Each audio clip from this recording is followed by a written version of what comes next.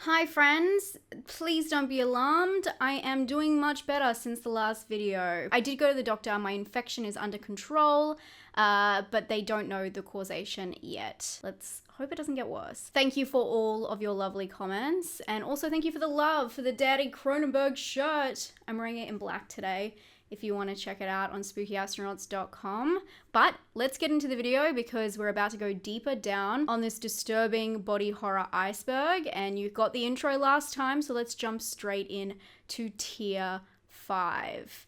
Are you ready? The Bay is a found footage eco-horror about a 4th of July celebration that descends into terror when the water supply is polluted by chicken excrement, including pesticides and radioactive waste. Now citizens rapidly develop legions, I can relate, as the parasites eat them from within. The narration voiceover provided by an on-the-ground rookie reporter keeps the story on track, and it's a very easy film to follow. It was shot in just 18 days with over 20 different types of equipment, video equipment used to record all of the different parts, including iPhones and underwater cameras, and this just keeps things exciting, especially for a found footage. It also hides some of the detail of the body horror within these found footage shots. But what they do show is all practical makeup and effects, and with more elaborate scenarios, they use found footage as a barrier for explanation. It's a very clever pairing. It's a straightforward story that is spoon-fed to the viewer as the terror in the editing ramps up. It really is a great format for a gory film. But interesting enough, the film was originally a documentary on Chesapeake Bay and its pollution, but this pivoted into fiction when research showed reports hadn't incited public concern. In an interview with Mother Jones, the director said that they had gathered all the research and thought, quote, "Why don't we tweak it for a theatrical release? We can scare the audience with a story that is 80 to 85% science and facts." Personally, I think this is kind of sick. It's kind of a sick twist if this is the truth. The film serves as both a gripping horror experience and a stark reminder of the consequences of environmental neglect as we watch people transform and decay because of the pollution. And because it's based in real circumstances, the warning feels very real. There's no monsters here, but parasites could potentially thrive in very similar situations. Strangely, that makes this the most realistic body horror on this list, at least so far. But I do think it limits itself with gore and transformation, focusing more on decay and destruction of these townspeople. Okay, as I said last time, I'm gonna have a lot to say about this list at the very end when I talk about what is on it and what's not. And this next entry really has me wondering why Reanimator isn't on here and From Beyond is. Both films are body horror experiments derived from H.P. Lovecraft stories, and they're both directed by Stuart Gordon and both star Jeffrey Combs and Barbara Crampton. I don't know why Reanimator got this snub, but here we are. This film is bonkers. We follow two scientists that have created a machine that allows whoever is in range to see the beyond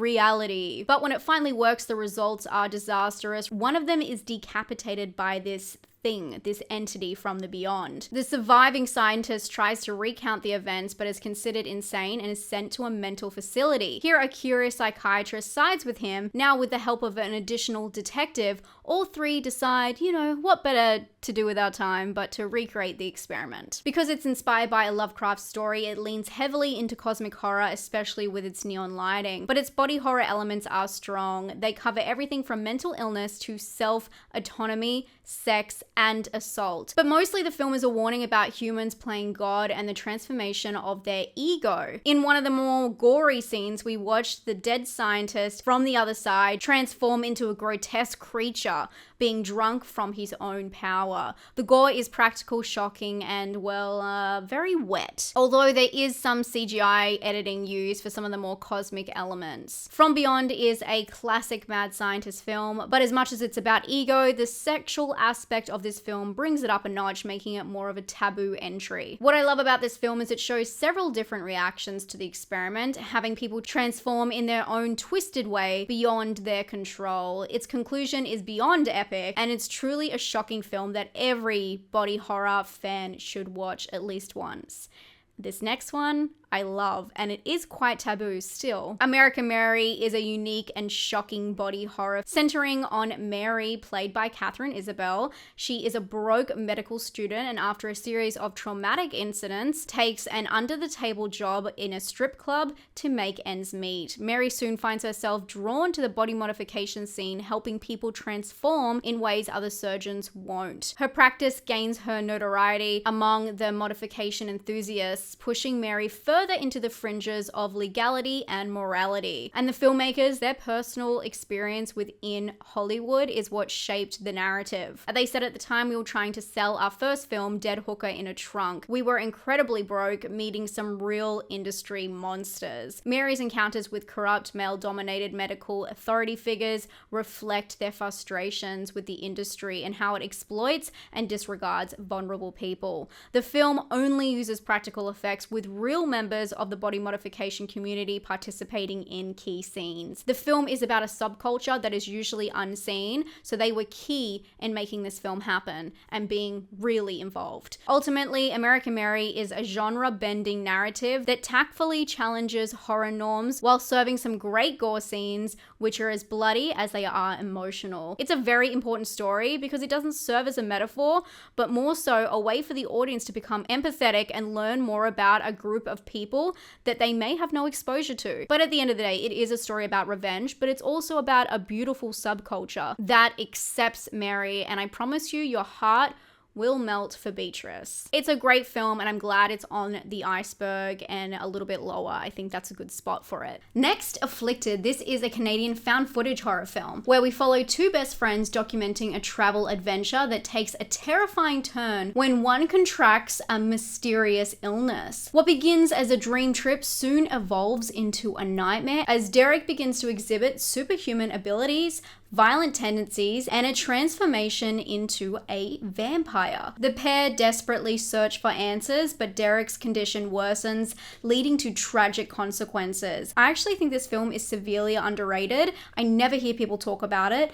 especially within the found footage subgenre. The movie blends intense action, gore, and emotional depth. All of this in a story of friendship and destructive transformation. In terms of body horror visually, his evolution is more so centered around special effects makeup. The action sequences reveal his uncontrollable desire and the loss of authority he has over his own body and mind, not so much the visual aspects. I mean, they're definitely there, but they don't go too hard. It's a low budget film that is well worth watching. It's not a huge metamorphosis, but there is a little body horror in there. It's really interesting to think that this may be the only vampire-ish film on the list, so far anyway. What does that say about body horror? Is transforming into a vampire not a valid form of that? Clown explores the terrifying physical and psychological transformation of a man who unknowingly becomes possessed by a cursed clown suit. I don't think we've had any other clown movies yet on this list. I don't know if there's any coming. In the film, the father finds a mysterious ancient clown suit, using it to save his son's birthday party, but it won't come off, and soon he begins to display alarming behavior. The suit turns out to be connected to an ancient Icelandic demon, and the only way to stop this transformation is by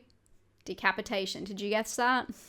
Anyone at home guess that? Andy Powers, who stars as the father, describes the physical toll that the makeup process took on him. He said it's 4 hours to get into the makeup most days. Sitting there in the chair while someone is poking you in the face could be brutal. The suit itself is built over a diving suit, causing Powers immense discomfort, especially when they were filming during the freezing Canadian winter. Yet the heaviness and claustrophobia of the suit helped convey the horror of the character's transformation. The transformation grows more grotesque as the suit seems to meld with his body, stretching his fingers and distorting his face. Clown is not just about the suit itself, but it's the psychological toll that it takes on the protagonist. Although this time it's linked to an external force, it's none of his own doing. In fact, he was doing a selfless act which got him into this situation, which is quite rare for body horror. Usually someone causes horror to themselves or other people. I enjoyed the theming of this one, being the subject of clowns and bringing that into body horror. And I very much admire the dedication to the makeup and special effects. I think that this film could have even gone further down. I highly recommend it if you haven't seen it. Tetsuo, the Iron Man series, this cyberpunk body horror cult classic, follows an unnamed man who becomes entangled in a supernatural metamorphosis after accidentally hitting a metal fetishist with his car. Soon after, his own body starts to rebel as shards of metal begin to erupt painfully. This is both in his dreams and eventually his reality, in which his humanity is increasingly compromised by brutal steel growths that devour his body in grotesque ways, merging soft tissue with cold, unyielding metal. Why did that sound like I liked that?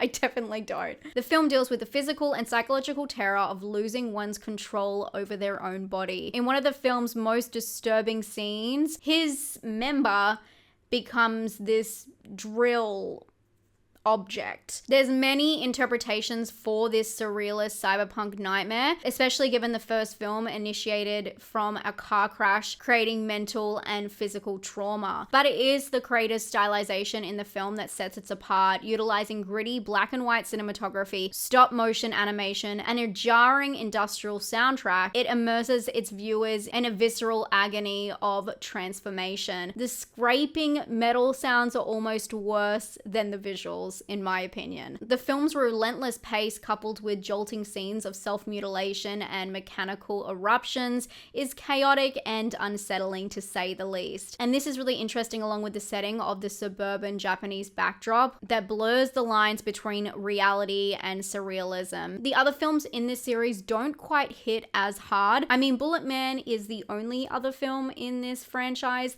that doesn't include a mutated genital shot. There are 3 films in total, and the second film and third film follow a more coherent storyline. The second one follows the same subject, and the third is a new victim, but the film is still incited through a horrific car wreck.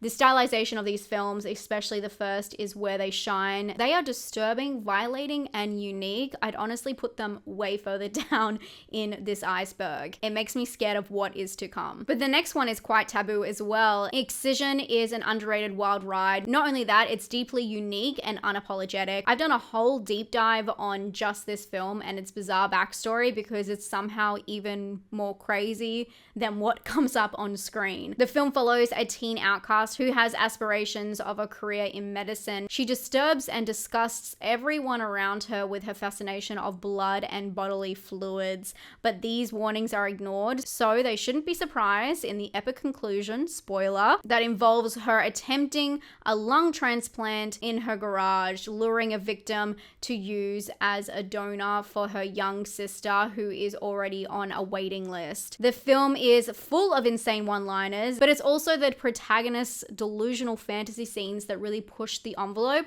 with the tamest one being her bathing in blood. I see this as more of a warning about the importance of mental health. In this film, she does beg for a therapist and help, but is ignored by everyone around her. So we as the audience watch helpless as the events become increasingly concerning. It's a visceral journey into the mind of a depraved, deluded teen. I love this film so much because it doesn't have boundaries. It explores the human form and body horror in a really interesting way. So I do understand why it's on this list, and it is pretty niche, but I don't know if it should be this far down. Starry Eyes is also a hidden gem and a chilling exploration of body horror that shows the dark side of the fight for fame in Hollywood. The film's protagonist is an aspiring actress who has become desperate. Now she meets with a strange casting director that offers her a chance to transform, but of course she must sacrifice everything. The body horror element is central to the narrative, reflecting the physical and psychological toll that the entertainment industry has on individuals desperate for success. Her hair and her nails fall out. She vomits up maggots. She becomes the shell of who she used to be, all for sacrifice. It is body horror through and through with this transformation. It serves as a manifestation of her inner corruption and willingness to sacrifice her humanity for fame. The directors, of course, drew on their experience from the film industry, blending their frustrations with Hollywood's elusive promises into a body horror narrative. They sought to reflect the the emotional and physical toll of trying to break into the industry that often demands total surrender. These elements are utilized with extreme makeup and prosthetics, with the main actress even willing to ingest bugs for part of her role. That is commitment. Starry Eyes is ultimately a disturbing metaphor for the dehumanizing effects of the industry, using body horror not only as a visual shock tactic, but as a symbolic representation for the price of fame and how a human can lose themselves completely, physically, mentally, soul, everything in the process. I love this film. It's a great body horror. Okay, we're going deep. We're into tier 6 now, finally. And this is another Cronenberg film. In tier 6, we start with Shivers. The film's controversy sparked debate in Canada's parliament about social and artistic value and its impact on society. The film centers around a parasitic organism developed by Dr. Hobbs, which is designed to induce uncontrollable sexual desire within its hosts. In a gross and violent opening scene, we watch Dr. Hobbs capture a woman, and then use her for his experiment. But his experiment goes wrong and the parasite escapes into a luxury apartment complex, spreading rapidly and triggering violent sexual behavior among the residents. The body horror in this film is in the delivery. The parasite attaches itself to the victims in disturbing ways, entering through their mouths and embedding into their flesh. These infections cause the hosts to lose control over their own bodies, succumbing to primal and sexual urges. That's not the parasite I got. My God. This horror transformation explores the breakdown of societal norms and individual agency as the apartment complex turns into a chaotic breeding ground for sexual violence and mania. The infected individuals become mindless agents to the parasite's spread. As the epidemic grows, the film intensifies its depiction of bodily corruption, with the infected residents attacking each other and spreading the parasite through sexual contact. Cronenberg's focus on the bodily transformation shows the physical autonomy being stripped away, leading to the collapse of the order and societal constructs within the building. The film only has a few gore scenes and a few features some giallo type cherry blood. It doesn't look that realistic, but there are a few gross elements and well done practical moments with the body horror. But the terror is truly in the performance, because the sexual aspect of this film is super disturbing. But the scene I found the most chilling is when he tries to escape and they all surround him. Unfortunately, the film ends with the infection spreading beyond the building. Through Shivers, we can see the start of Cronenberg's exploration into physical horror, existential terror, and the fragility of the human experience. It's an interesting entry with a very strong message, and lucky for us, the next one is also Cronenberg. Rabid is from 1977, and it follows the story of Rose, who after a traumatic motorcycle accident undergoes an experimental surgery. The procedure leaves her with a new, horrifying mutation. Buried underneath her arm in her armpit, she has a stinger-like organ that she uses to feed on human blood. And it has to be said, this thing looks like a butthole underneath her armpit. As she feeds, her victims become infected with a rabies-like illness, leading to uncontrollable violence and chaos that spreads throughout the city. The film uses Rose's mutation to explore the themes of disease and sexuality. Rose lures her victims in an almost seductive-like embrace before piercing them. I feel like this film walks so under the skin could run, and I didn't even see the connection until now. That's the fun thing about these tier lists and doing someone else's. You get to do a lot of research on older body horror films, but also how they inspired a lot of newer modern horror films. And it truly does look like it was a big influence. I mean, she preys on unexpected men in a fur coat. The film explores what became his trademark of eroticism and body horror. Rose's position as both being vulnerable and predatory inverts traditional victim and aggressor roles. Her physical transformation and bloodlust becomes symbols of repressed violence and sex, disease, and control. Her victims mainly include men who have crossed boundaries, but there are a few other casualties from the affected, including a baby. The film also explores the nation's concealed fears, where politeness and calm conceal latent threats. We see this in how the government reacts to the outbreak. This film is very interesting to watch after 2020 because it also talks about vaccines and vaccine cards. In a way, this film extended where Shivers couldn't, showing the widespread of this infection and how the public reacted. Although the conclusion in this one is a lot less damning and more traumatic, it's a really sad ending. The visual element is shocking, but like his last film, we're seeing his stylizations still developing. These films stick to a more realistic tone than his later work. Other than her armpit, a few infected people do look like green sick zombies, but the gore is toned down compared to the rest of this list. Both Rabid and Shivers explore similar themes in terms of an affliction that is carried and has connotations to sexual desire. I can see why they put them further down the iceberg, considering how controversial they would have been for their time. Do you want to hear about something else that's controversial but has the best practical effects? Basket Case. This cult horror classic is offensive and I have a soft spot for it.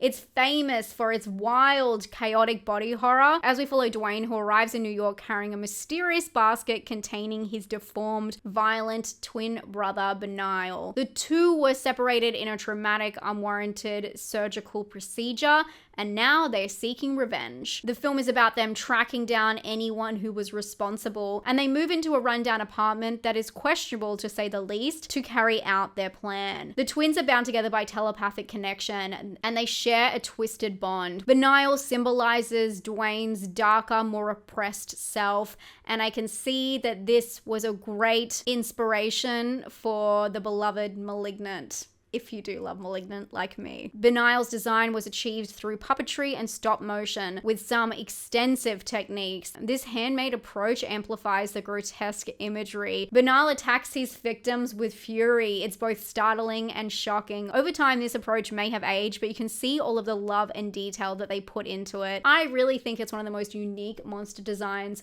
of all time, especially with the interesting play on words for the title. Despite its gory premise, Basket Case is also part comedy. The director crafted it to be a dark comedy and to flow naturally, playing it straight rather than slipping into slapstick. And this balance struck a chord with midnight movie audiences, resulting in Basket Case becoming a cult classic. The director himself expressed surprise at the film's popularity over time. He originally expected it to fade after its brief cinema release, but its character design, twisted humor, and straightforward revenge story really won audiences over, especially with its layered look at the separation of the twins, their rage, and their identity crisis, with a trail of bodies that it leaves behind.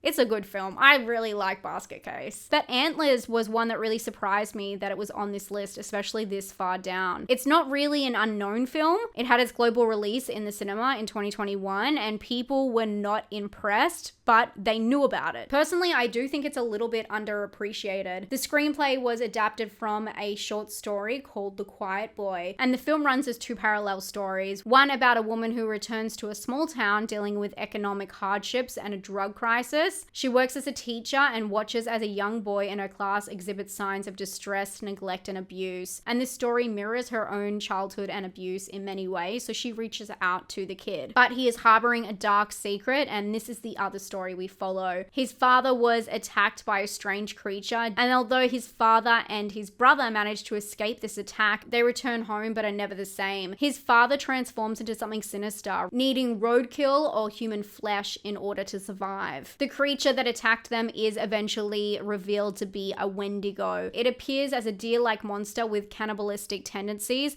and it possesses people, passing from one host to another. Additionally, there are some graphic moments where the father consumes people who attempt to check on the house. The film is about the dark parts of this society and how it consumes the family in a horrific way. One of the most haunting moments of this film is when the father grows antlers out of his mouth. And I really do stand by this film. It works on so many levels. In a way, they use the film as a metaphor for the cycle of abuse that has spread throughout this town because of its social decay. Unfortunately, the full creature reveals towards the end of the film utilize mostly CGI, which doesn't quite blend with the hyper-realization of the setting in this movie. It's worth a look. I think the creature is unique and I just love the setting. I don't think this film gets a lot of love. I personally like it. Maybe you should check it out and make up your own mind. But the next film, wow, I was not expecting this. Taxidermia, let's talk about it because this is possibly the most wild ride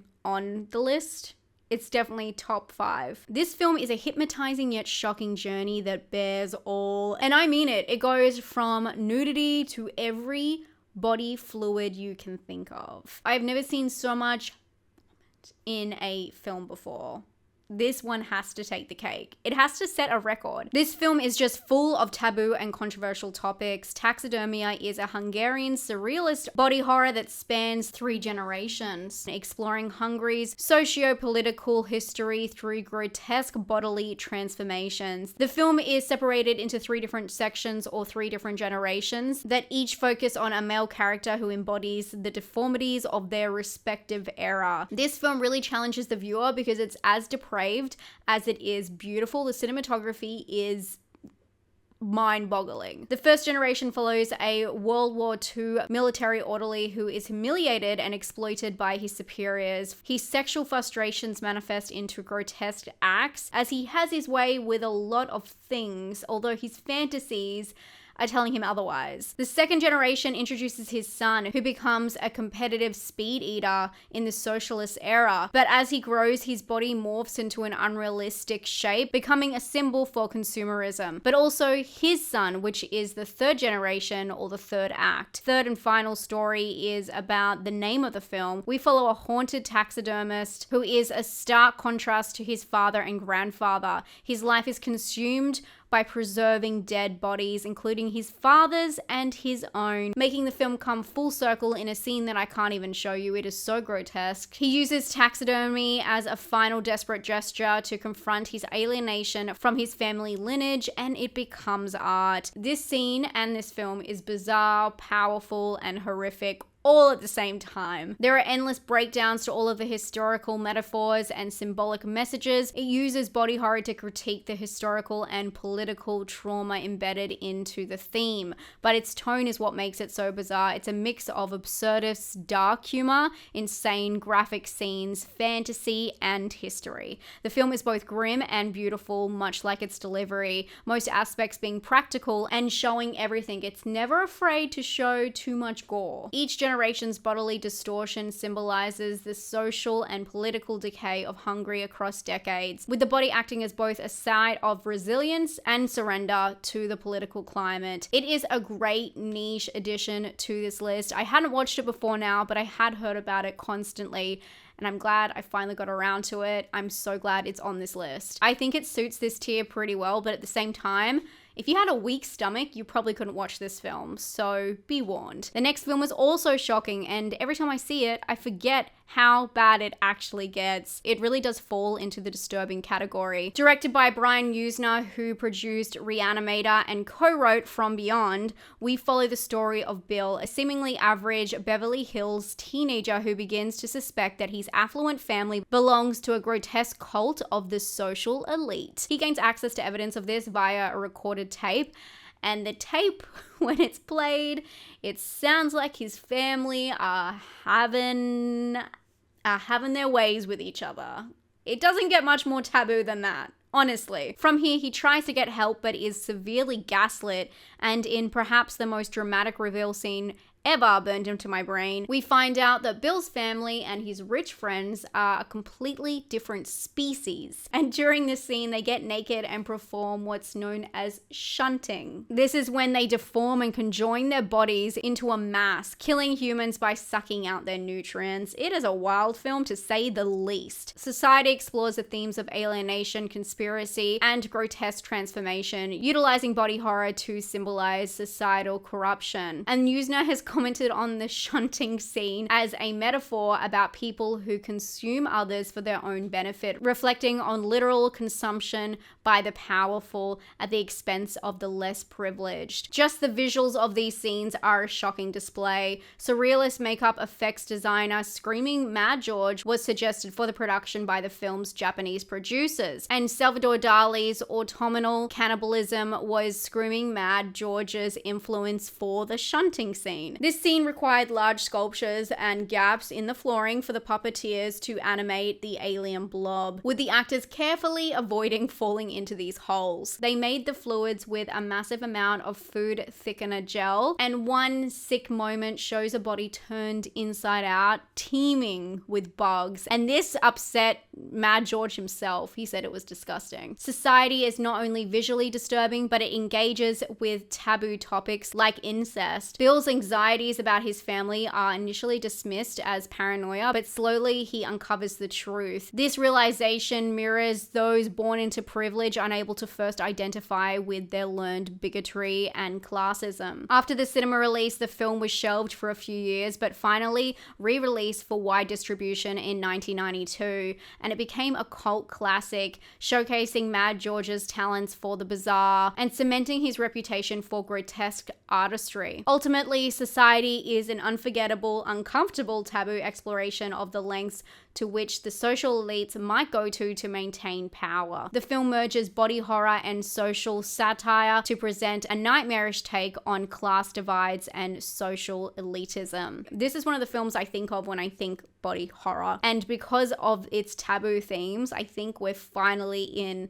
the dark part of the list. Next is bizarre fantasy UK horror The Company of Wolves, which reimagines the Little Red Riding Hood tale with a darker twist, blending gothic horror and body horror to explore the themes of transformation and desire. Set in a dream world, the story follows a young woman who ventures through the forest with her grandmother, who reveals to her different cautionary tales about mysterious wolves and men. It's no surprise, since it's about wolves, that that's where the body horror lies, and these wolf transformations are spectacular. Each is unique to the story being told, keeping things fresh, and the most epic transformation happens only 20 minutes in, as we follow the story of a groom returning to his former bride, enraged to find her with 3 children that are not his. As he succumbs to his rage, he rips off his own skin, revealing fur and muscle in a painful metamorphosis. This was done in 6 different stages, the first one just being eye contacts and a little bit of prosthetics, and the following stages utilized multiple animatronics. Artist Christopher Tucker and his crew built these from scratch, each varying levels of muscle mass and visible tendons. It's a glorious scene, perhaps my favorite, but the other one that always stands out to people is the tongue,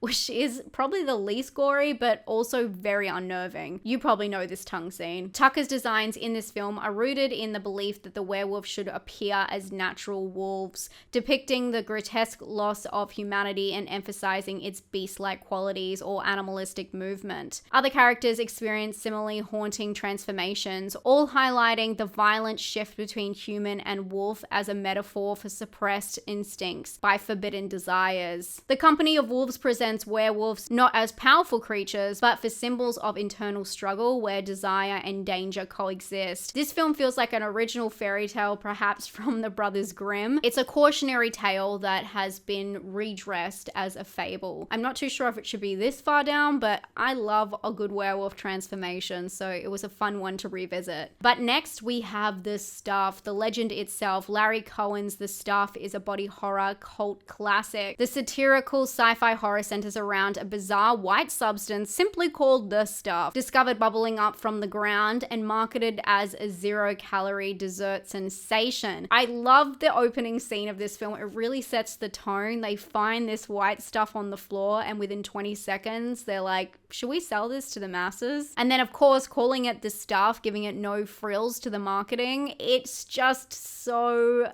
silly and fun, and it reflects really sadly on some true issues within our society. They can't even be bothered to disguise their disdain for what they see as dumb consumers. Despite its glorious origins, The Stuff becomes a nationwide craze, with customers becoming obsessed with its sweet taste. However, a former FBI agent is hired by competitor dessert companies to find out exactly what The Stuff is and why their products are suffering. And he discovers that The Stuff is a sinister, parasitic organism that is slowly taking over the bodies of those who consume it, turning them into hollowed out, zombie-like hosts under its control. And it feeds off them until it bursts out of their body, leaving empty shells in its wake. And these scenes are fantastic. One of the most beloved scenes depicts a victim's mouth stretching disturbingly wide as the stuff oozes out, making its way to another potential host. The film works cut and dry. It's an obvious symbol for mindless consumption and how we as humans buy into it, trusting products without questioning their contents or effects. It also touches on the stuff spreading through corporate channels and deceptive advertising. It's an effective message with a visceral metaphor about our sick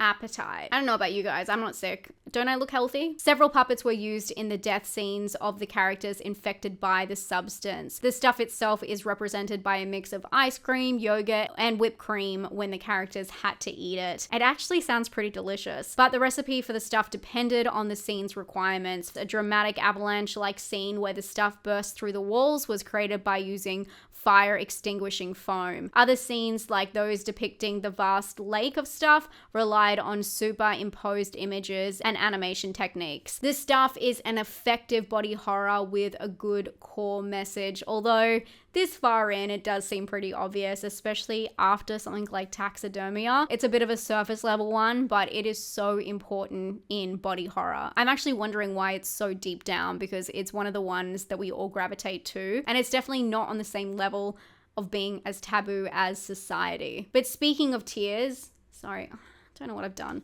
We're at tier 7, and because we just finished a fun one, they've hit us hard with a really disturbing entry, Contracted. This list is getting disturbing. If you needed another content warning, here it is. Contracted is an independent horror that focuses on a spreading infection that is passed through horrific sexual assault. We follow Samantha, who is grappling with personal insecurities when she is assaulted by a stranger at a party. She begins to experience severe physical changes that she initially attributes to an STD. However, her symptoms quickly escalate and her body starts to decompose. The film is a really hard watch as Samantha experiences uncontrollable bleeding and maggots emerging from her body.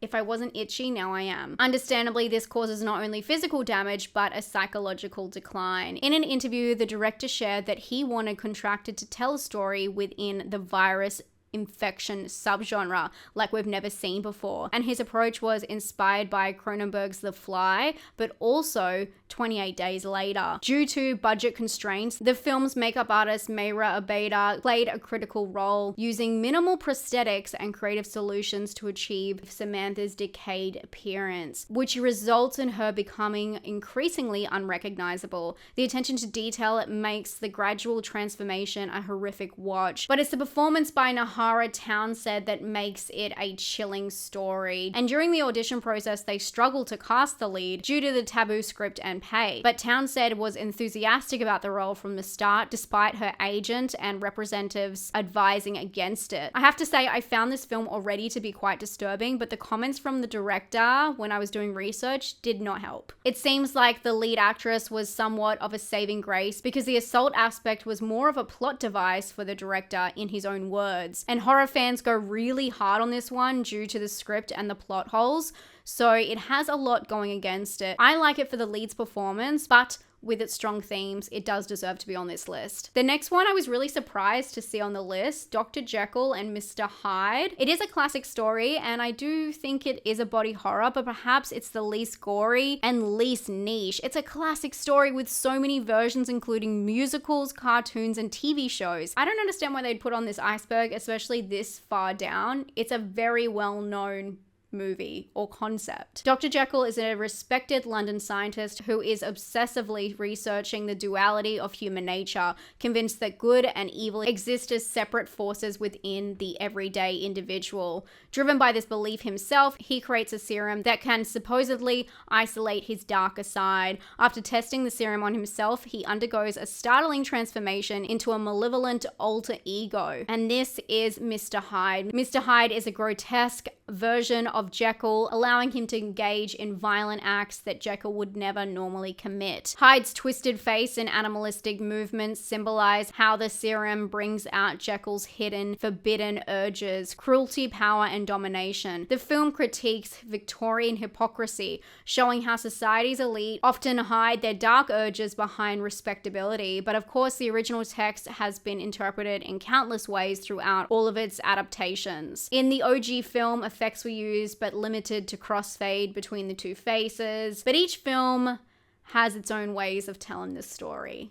Their choices. I really think if anything it should have been in the first tier, and I think the same about the next entry. What is going on? Swamp Thing is directed by Wes Craven, and the film was adapted from the DC Comics. The story centers around Dr. Alec Holland, a scientist that is working on a bioengineering project with his team, and they develop a powerful plant-based formula by a swamp that attracts the attention of a sinister paramilitary leader seeking the formula for his own power and immortality. But the battle for the formula results in a spill that sets Dr. Holland on fire, forcing him to dive into the swamp, transforming into a creature known as Swamp Thing. He gains plant-based superhuman abilities to destroy and heal, and he uses this to attack the evil group that first attacked him, in old-school Batman-style combat. Later in the film, it is revealed that the formula does not cause someone to have superhuman abilities, but instead it brings out what they already have. It amplifies their personal essence. And we see this play out in different transformations of the baddies, turning one into a rodent-type creature, but the final boss gets the best transformation. I'm not too sure how to describe this one though. Throughout the film, Swamp Thing confronts his altered form, grappling with his exterior and what human consciousness remains. There's a scene that I know is meant to be tragic, but the result is entirely camp,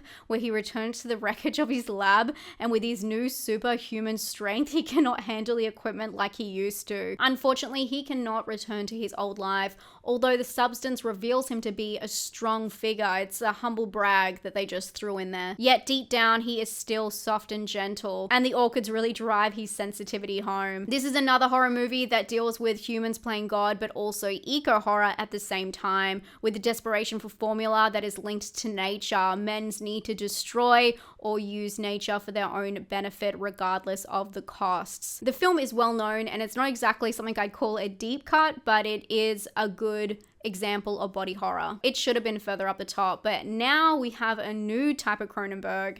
A new one. It's not Daddy Cronenberg in this next one. It's baby Cronenberg. No, it's Brandon Cronenberg. This Iceberg was out long before Brandon Cronenberg's other films were released, but it is the first hint into him following in his father's shoes, not just in filmmaking, but in body horror. This film is unlike anything else on this list. It's disturbingly unique, and it's a damning entry for Brandon Cronenberg, which marks his unique sci-fi twisted mind. Set in a sterile, futuristic world, the film follows Sid, an employee of the Lucas Clinic, which sells illnesses from celebrities to their fans who are eager to get in on the physical connection any way they can. Such a wild concept. Sid's role involves harvesting and injecting celebrity viruses into the clients, but he secretly injects himself in an attempt to smuggle some of it out into the black market. But when he contracts a virus from superstar Hannah Geist, he becomes embroiled in a deadly conspiracy. The body horror is used to symbolize the all-consuming nature of celebrity worship. The director explained in an interview, by participating in that culture, we make ourselves diseased.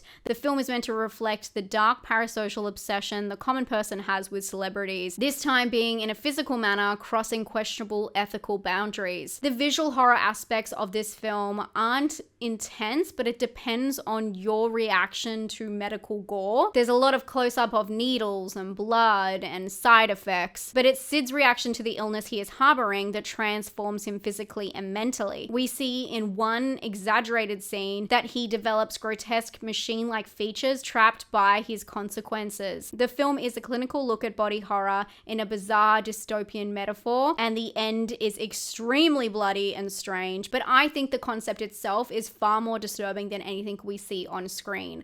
But the next film is very disturbing, and that's The Eyes of My Mother. This is one of those disturbing films that never let up, unfolding like a haunted nightmare captured in stark black and white. It has a fable-like otherworldly feel. The story follows a young woman who is scarred when witnessing her mother's brutal death as a child. She was raised by her mother, who was an eye surgeon, and had taught her to view dissection with a clinical detachment. This early exposure to death stripped her of emotion and interferes with her ability to process the violent loss of her mother, and this distorts her understanding further of morality, life, death, and the connection to the body. She develops a twisted relationship with her mother's killer, capturing and keeping him imprisoned in her barn, performing surgeries on him, removing his eyes and his vocal cords. Her dad also eventually passes away, and she continues to live with him in her house. Throughout the film, she continues her strange relationship with death, committing horrific violent crimes.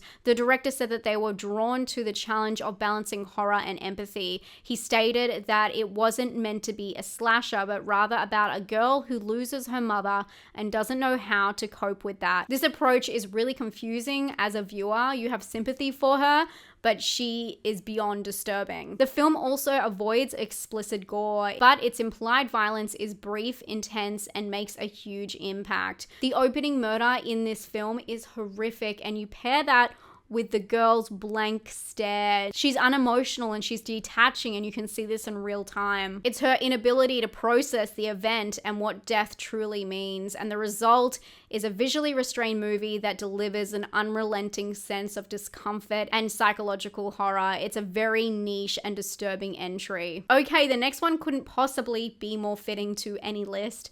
Have you seen Tokyo Gore Police? Because my God. This is a non-stop gore fest with some of the most outrageous scenes you could ever imagine. The film features every type of violence or injury there can be, and within the first few minutes, the lens is covered in blood. The stylization is bold, colorful, and bizarre. The film is set in a dystopian future where a virus creates what they call human engineers. They sprout grotesque biomechanical weapons when injured. The film follows Ruka, a vengeful, skilled officer of the Tokyo Police Force's engineer hunters. Ruka's mission is to track down the mad scientist who created the virus, and this leads her into a twisted world of the engineered mutations. Here she uncovers a personal link to the villain, as they both share a tragic past connected to police corruption and betrayal. The film does sound complicated, but it is more about the underground world and that gore than any core storyline. I just caught myself in the viewfinder. The body horror in Tokyo Gore Police is relentless, with mutations, dismemberments, everything shown in visceral detail. The characters transform into nightmarish creatures as a visual metaphor for the dehumanizing effects of a corrupt system. The film uses classic Japanese tokusatsu stylization, a lot of practical effects and basic combat moves, and they don't hold back. The director, who specializes in practical effects, relishes in pushing boundaries, and in turn the film fully embraces its commentary on society's obsession with violence. The film's anti-authoritarian themes run deep, using the privatized police as a symbol of power and cruelty. Ultimately, Tokyo Gore Police is full of extreme gore. You don't get more gory than this, maybe Terrifier. You know, it's the same level. It's back-to-back gore, but it does have some really fine body horror moments. More that I wish I could show you on YouTube, but there's a lot of nudity as well in this film. Good luck if you check it out. Good luck. The next film is called The Thaw, which is also known as Frozen. This is a science fiction horror that uses body horror to explore the environmental theme, and it's set in the remote Canadian Arctic. And we follow the story of a doctor played by Val Kilmer, who uncovers a frozen woolly mammoth while trying to study the impact of climate change. Now, along with the discovery, they release parasitic bugs from its corpse. Now, an infection begins spreading throughout the team. They attempt to isolate themselves, but students arrive, giving the doctor and his team a sinister idea. How many Parasite films have we had this far? Does anyone want to take a guess? Parasites really do make up a huge part of body horror. In this film, the parasites burrow into their hosts in a graphic manner, laying eggs, and we see surface level oozing, infections, varied colors of vomit, which means a lot of textured makeup. Although CGI is utilized in some aspects, there is an amputation scene that is quite wild, but they do get away with a lot of inferred gore or violence instead of showing it, especially parts of what is happening inside of the host. The film has a dark ending as it's revealed that the doctor had attempted to unleash the bugs upon the world, hoping to teach humanity a lesson. The Thaw merges body horror with eco horror to deliver a grim warning about humanity's environmental impact. However, although the concept and the message are interesting, the acting and narrative doesn't quite match the strength of the premise. This is a very 2000s horror movie with swelling dramatic music and some C-list teen actors. I guess it made its way all the way to the bottom of tier 7 because it's niche, but I really don't think it needs to go next to Tokyo Gore Police. The next one is the last one in this tier, and it's Brain Damage. Brain Damage is a wild ride. In this dark comedy, we follow Brian, a man who meets, let me say it again, a bizarre parasite. This one is named though, and its name is Elmer. And this little thing convinces him to let him suckle on his brain. And Brian becomes addicted to this euphoria-inducing process, unwittingly becoming an accomplice to a series of grisly murders under the influence. The process acts like a hallucinogenic drug and allows Elmer to influence Brian into feeding him human brains, pulling him to a cycle of addiction and destruction. In the end, Brian's only means of escape is by self-destruction, suggesting a commentary on the cynical and consuming nature of addiction. It's the late 80s, so there are a lot of fun computer-imposed moments and intense colorization, but Elmer's design is extremely unique. He is phallic. He's a leech-like creature brought to life through puppetry, cable mechanisms, and stop motion animation. There was many models constructed for this little guy, including a large puppet for close-ups and a half creature for scenes where he feasts on human brains. The film's goriest moments were achieved through these practical effects and also utilizing cow brains. The director for this film also did Basket Case, which is no surprise because both films have the same dark, awkward tone. They even put a really obvious Easter egg in Brain Damage. I found this was so interesting. The director himself rejected any deeper meaning to this film. I know it's a goofy film, but the director has to be in denial not to make the connection between drug addiction. There's a part in the film where he literally goes through withdrawal. It also leads to a psychotic break where his body falls apart in his hallucinations. So it's got heavy body horror all round. The film is truly dark, wacky, and the puppetry is amazingly disturbing. Either way, it is a bizarre and amazing entry. I'm really glad it's on this list, but that ends tier 7. Okay, now we enter tier 8 and things are about to get scary. This next one I actually think deserves to be this far down. Begotten is quite fringe. It's an experimental silent horror that is renowned for its disturbing imagery. The film opens to a grotesque scene of a godlike figure disemboweling itself.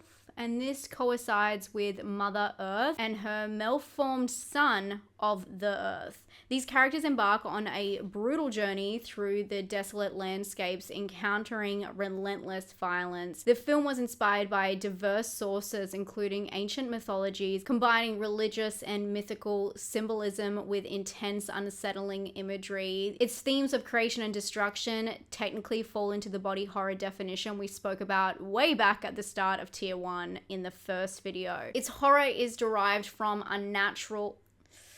My skin is crawling right now, but anyway, the horror is derived in this film from unnatural, grotesque body decay. I can relate a little bit. Do I look different to you guys? But the film's stylization and story is very unstructured and falls more into the experimental field rather than body horror. Its texture, high contrast, and use of reversal film feels otherworldly. Pair this with minimal dialogue and the droning. Begotten is a wild experience made up of surrealist and abstract horror filled with existential dread. It uses body horror as part of the themes of rebirth and the human's condition on cynical suffering. I wouldn't say this film is particularly a pillar of body horror, but it does deserve to be on all horror icebergs, I think. Somewhere it belongs. It always finds its way. The next film I feel like I'm having a reaction to, I do not like street trash. This is a grim body horror that has gained a cult following due to its bizarre humor and status as a melt movie. Set in a gritty Brooklyn landscape, it tells the story of a toxic alcoholic beverage that causes people to liquefy grotesquely upon consumption. Alongside with the storyline of the mysterious death, the film portrays the bleak world of homeless communities, and it's further complicated by an eccentric cop investigating the chaos. Through exaggerated depictions of decaying bodies, the film provides a one-dimensional caricature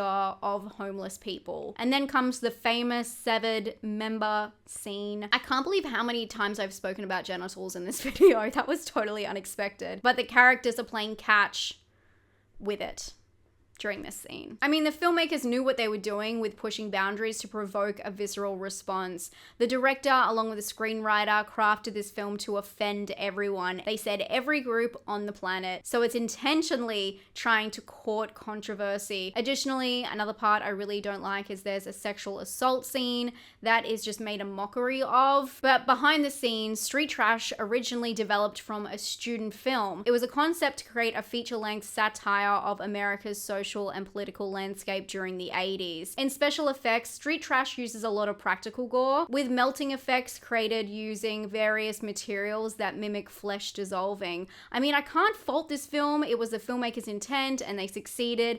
It should be even further down on the list because it is quite disturbing. But I guess some people find it charming, and I'm not one to yuck your yum. I like Human Centipede, so we all have our thing, you know? This one just isn't my favorite. The next film is bizarre that it's this deep. It's called Where. This is likely this far down because it's lesser known compared to other films from 2013. The film follows a defense attorney who is working with a man accused of killing tourists in France. He's initially believed to have a genetic disorder, but when he is taken into custody, something happens and he attacks all of the police officers, tearing them to shreds. It is shown he is a werewolf. There's a couple of fun twists in this film, and they play around with a few styles like found footage and news broadcasts, and of course handycam. I like that it's set around defending a man and finding out the truth that way. It's a different approach, especially to werewolf horror. And like a lot of you guys out there, I really appreciate a court case in a horror movie. There's just something about that setup, but it doesn't have a lot to do with the film, and it's not until the final 15 minutes where things get truly exciting. Around this time, there's a particularly well done kill where someone's jaw is ripped from their face completely, and we have a really strange transformation from someone on the attorney's team. They are raging out. I would have liked to see more detail in the transition scene of this film, given it's a werewolf movie, but it's not the worst werewolf movie I've seen. But it is a very weird spot for it to be on this tier list, especially considering the next film, Frankenstein's Army, which is surprising and unforgettable. Frankenstein's Army is a found footage horror film that blends World War II war drama with intense body horror. The film follows a Soviet reconnaissance team encountering zombots, which are grotesque, hybrid human-machine entities that are created by a mad scientist. And this is Dr. Victor Frankenstein, a descendant of Mary Shelley's iconic character. Using practical effects inspired by The Thing, the film showcases inventive and macabre designs such as a zombified child turned into a walking trash pot. The filmmakers describe the visual style as diesel punk. I personally would describe it as Tokyo Gore Police meets Silent Hill. The commentary reveals underlying dehumanization at play, and the director stated that the rule in war is that you first need to dehumanize the humans, or it will be very hard to do violent things to them. The premise is monsters creating monsters creating monsters. The cynical creation of the monsters reflects both the atrocities of war and humanity's darker impulses. The found footage is framed as Soviet propaganda, and it adds to the erratic nature of the film, but that actually wasn't the intent. The filmmakers wanted it to feel like a documentary, like realism. Honestly, to me, it feels more like a video game. It's very mad scientist, almost in Outlast. The creature designs are both unique and deeply unsettling, particularly in their eerie, unnatural movements, but it's the experimental scenes at the end on the human brains that made me squirm. Everything else to me was very interesting, unsettling, but interesting. Despite its wild title, I was not looking forward to this one, I'm gonna say.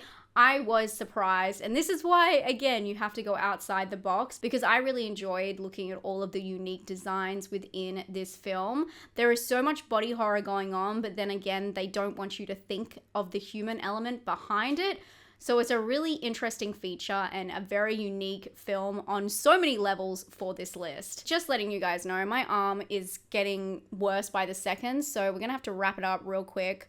But we've got a couple of more entries. The next one is ABCs of Death, number 2, and it's Z. Oh my god, this short film blew my mind. ABCs of Death is a one-of-a-kind horror anthology featuring short films about death, each corresponding to a letter in the alphabet, and the sequel is regarded to be more brutal than the original. There is a lot of body horror throughout the whole thing, including Y for Youth just before this, which is insane, but we're talking about Z. Z for Zygote. The definition of zygote is a fertilized egg cell. In this chilling short, we follow a woman who has been pregnant for 13 years, and she talks out loud to her full-grown child who is still living inside her womb. It's soon clear that she has abandonment issues. She doesn't want the child to leave her. She doesn't want to be disconnected from the child. And honestly, that part alone is disturbing, but that's not the disturbing part. She refuses to part from her own child, but her child needs room. And in a grotesque and unforgettable scene, she forces her mother's internal organs out and takes over her body from the inside, wearing her skin. And if that wasn't disturbing enough, the next part ruined me. Her husband comes home and she pretends like she is the mother and shows a scar, says that she's fixed herself up, and the father says, let's try again, and it ends with him unzipping her dress. That is his child. I have no words. The short delivers a truly insane concept, offering a disturbing take on body horror that's unique within this anthology and unique in this Iceberg. Humans becoming other humans in such a visceral way isn't something we've seen on this list before. Yes, we've seen parasites take over, but no one from within. While this segment only lasts a few minutes, it's completely unforgettable. It's a disturbing watch, and I'm glad it's on this list so far down. This is what I was expecting. Although the next one also disturbed me, but just in a completely different way. This is Poultrygeist, Night of the Chicken Dead. And it starts with a joke about dry humping in the cemetery, and let me tell you, it's all downhill from there. This is a bizarre comedy horror trauma film, and honestly, the only thing that kept me watching was the gore, because in this opening scene, just after the dry humping takes place, someone sticks their hand through someone's... I don't think I can even describe what happened. They pull their face through their bottom. The story at the core is About Arby, a fast food worker who discovers that his chicken burger chain is built on a Native American burial ground, and now a curse has been unleashed, killing off the staff and consumers in horrific ways, ultimately turning them into chicken zombies. Did I mention it's also part musical? The film is beyond over the top and critiques consumerism, environmental destruction, and corporate greed with edgy humor. Very edgy humor. It's got a lot of strong language and it takes aim at every minority group. But obviously it's incredibly over the top and it's very self-aware at the same time. It's aiming to offend as a satirical take, and it does not take itself seriously. I mean, a significant amount of the film is literal toilet humor. But the thing is, the gore scenes in this film and the attention to detail, it's pretty great. That part I get. Everything is practical, and on top, the lead up to each of these scenes only add to the disgust. And when the outbreak takes place, it's a non-stop, shocking, visceral nightmare. It is insane. There are so many actors in this film, so many things happening in the background. It's wild. But in terms of body horror, there's two notable transformations that I do want to give a shout out to. Number one being one of the line cooks who is having a moment with a chicken carcass, but he gets turned into a chicken as well. And then the colonel type figure, he ingests the cursed meat and then grows into a chicken from the inside. Actually, that's kind of like the last film we were talking about, From the Inside Out, but this time it's a zombie chicken, of course. Strangely, this would be one of those films that I normally would instantly forget that I've watched, but there are so many standout moments and the gore is unforgettable. I don't think I'll be forgetting this one anytime soon. Now I can can definitely say this iceberg has taken me to places I didn't think I was gonna go, and without this iceberg, I never would have watched this film, and I would never have those scenes burned into my brain. But here we are. Which makes the next entry so bizarre. The beach house? Don't get me wrong, the beach house definitely has some gross moments, but I'm really shocked to see it this far down an iceberg, especially following the last few entries.